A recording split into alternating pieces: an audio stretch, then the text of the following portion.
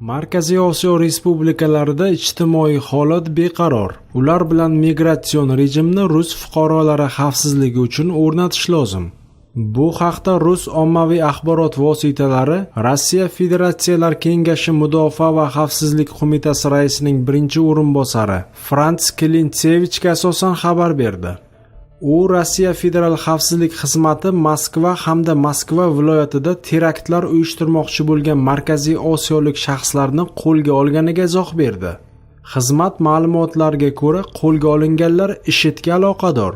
Ularda yollovchi shaxslar bilan aloqalar va terrorchilik yo'nalishidagi jinoyatlarni amalga oshirish bo'yicha yo'riqnomalar topilgan.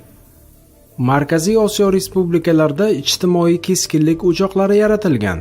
Men anchadan beri shuni aytmoqdamanki, vizalarni joriy etish va chegarada kuchliroq nazoratni o'rnatish kerak, degan Klintsevich.